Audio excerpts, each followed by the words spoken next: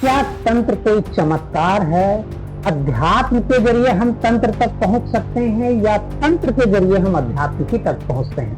अध्यात्म एक ऐसी परिभाषा है कि अध्यात्म का तात्पर्य कि हम दूसरी दुनिया से जुड़ने का प्रयास कर रहे हैं, जिस दुनिया का वजूद न होते हुए भी संपूर्ण वजूद के अंदर विद्यमान है। किसी दुकान पर जाइए या ऑफिस में जाइए, यंत्र लगे हुए होते हैं, कहीं लक्ष्मी यंत्र लगे हुए होते हैं, कहीं दिशा यंत्र लगे हुए होते हैं, कहीं गणेश यंत्र लगे हुए होते हैं, कहीं पंचदशी यंत्र लगे हुए होते हैं, कहीं पर लिखा हुआ होगा, एक खाना बना होगा कि 1 5 6 9 15 6 7 13 2 15 1 5। इससे कोई लाभ होता है ये लगाने से? लाभ की स्थिति यही होती है कि इस यंत्र के लगाने से क्या लाभ है। मेरी आवाज जाती है। इन यंत्रों में जो गणनाएं होती है, अब आपको लगा कि इस यंत्र का मतलब क्या है, तो गणना अंक लिखा हुआ है, गिनती लिखी हुई है, 100 तक जैसे गिनती लिखी जाती है। कौन सी ऐसी आपके जीवन में घटना घटी जिसकी वजह से आप तंत्र योगी बन गए, इतने बड़े तंत्र योगी की तरफ अपना कदम बढ़ा दिए? हमारी कहानी शुरू होती है 6 वर्ष से। 6 वर्ष की अवस्था से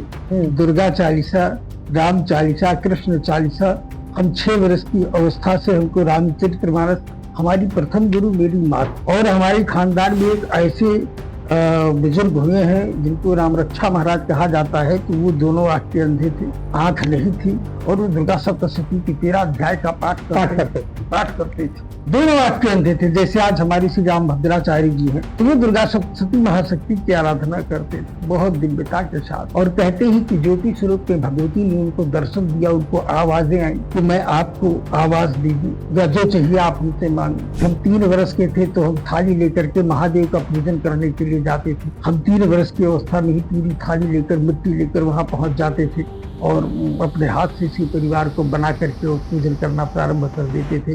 तो उन लोगों को आश्चर्य होता था कि 3 साल का ये बच्चा, तो हमारा नाम उन लोगों ने ब्रह्मचारी रख दिया, बोले तो ब्रह्मचारी बाबा है। तो लेकिन अब उनका आदेश कलकत्ता से ले जाओ, मेरे पास बता 100 रुपया। हमने थैला उठाया, हमने कहा ठीक है।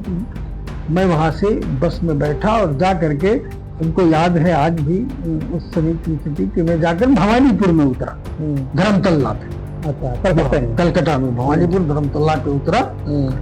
मैंने एक टैक्सी पकड़ी और हमने कहा जो यहाँ का सबसे बढ़िया होटल है हमको उसमें लेके चलो। जेब में कितने पैसे हमारे?